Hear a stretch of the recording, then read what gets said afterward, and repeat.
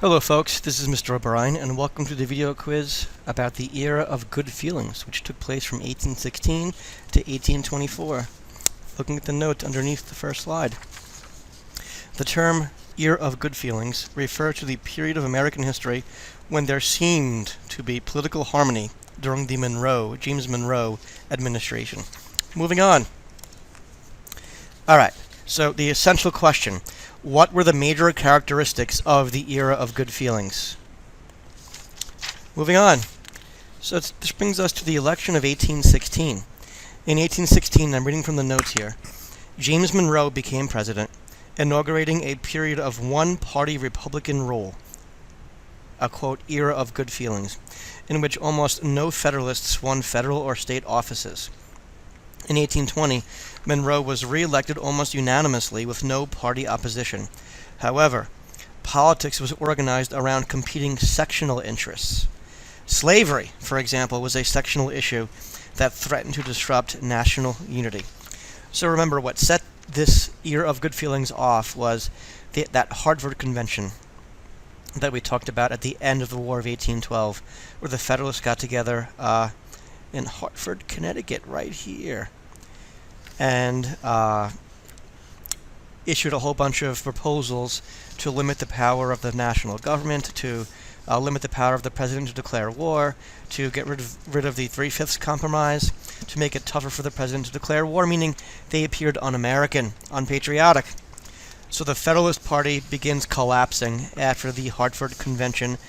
One-party rule, Democrat-Republicans, the year of good feelings. A lot of good stuff gets done. Alright, this is what James Monroe looked like. And again, he was president from 1816 to 1824. Moving on. His Secretary of State was John Quincy Adams, the son of John Adams.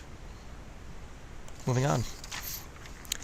Alright, some good things that happened, some characteristics of this era.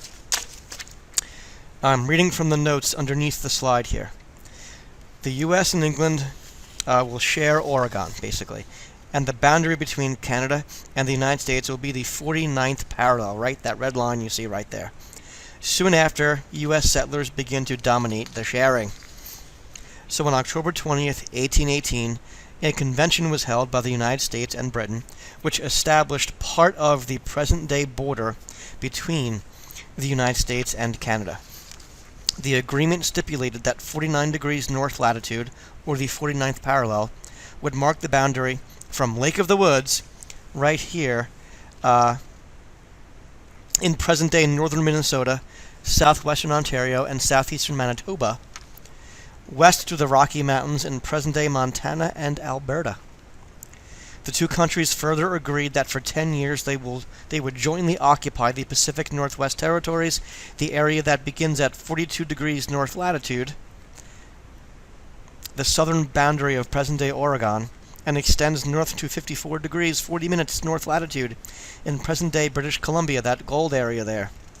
However, even before the agreement was made, and even before the U.S. and Britain had fought the War of 1812, American expansionists had begun to demand the seizure of Canada from Great Britain.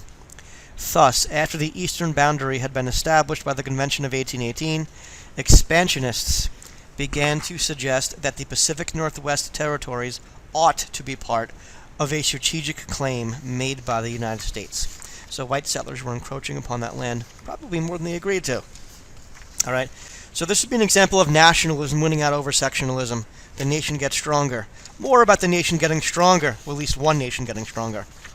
The Adams-Onis Treaty of 1819, or the Transcontinental Treaty. The Adams-Onis Treaty between the U.S. and Spain was negotiated by Secretary of State John Quincy Adams and the Spanish minister to the U.S., Don Luis de Onis, and it was signed in February 1819.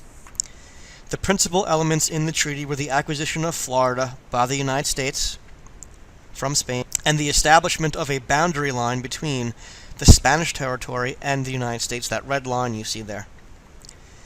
After the Louisiana Purchase in 1803, President Thomas Jefferson argued that Florida was included in Louisiana, and much of the U.S. assumed Florida would eventually become part of the United States.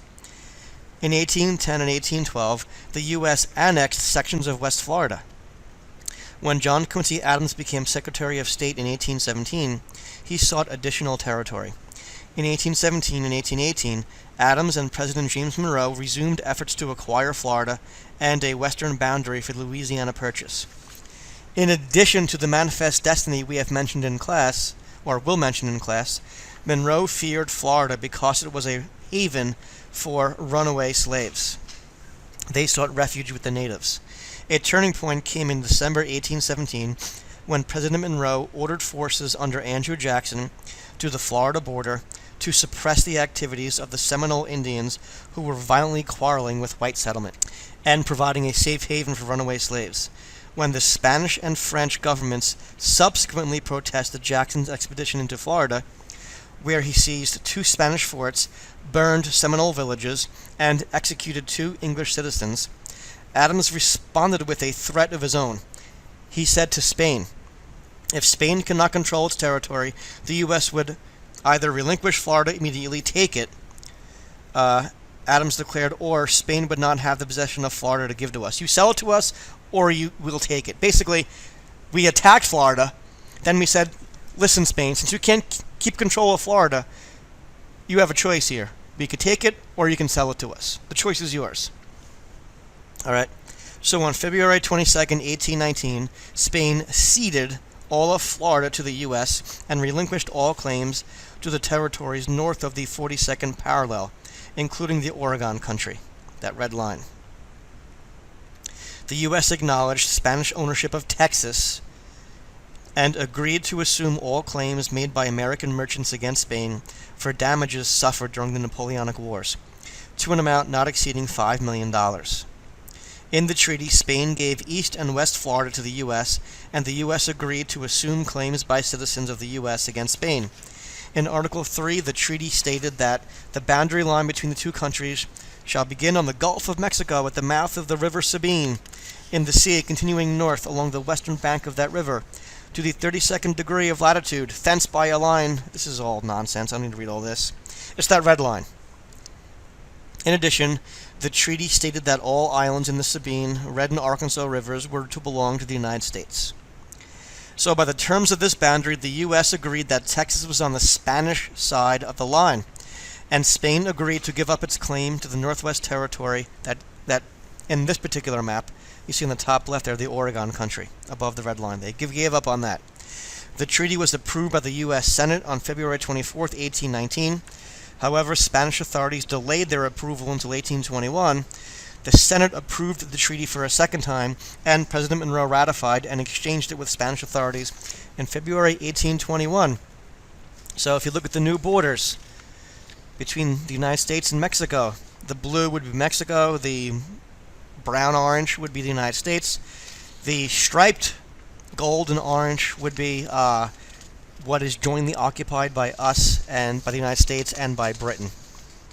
Okay? And you have Russia up there in what is modern-day Alaska. And you have England in modern-day Canada. Okay? And don't forget that if you look at the southeast, Cuba is still Spanish. All right. So something else to remember during this time frame, during the era of good feelings, okay? We were becoming more populated, and we were moving west. That's basically the trend this set of maps suggests, or actually does more than suggest. It shows it to us definitively.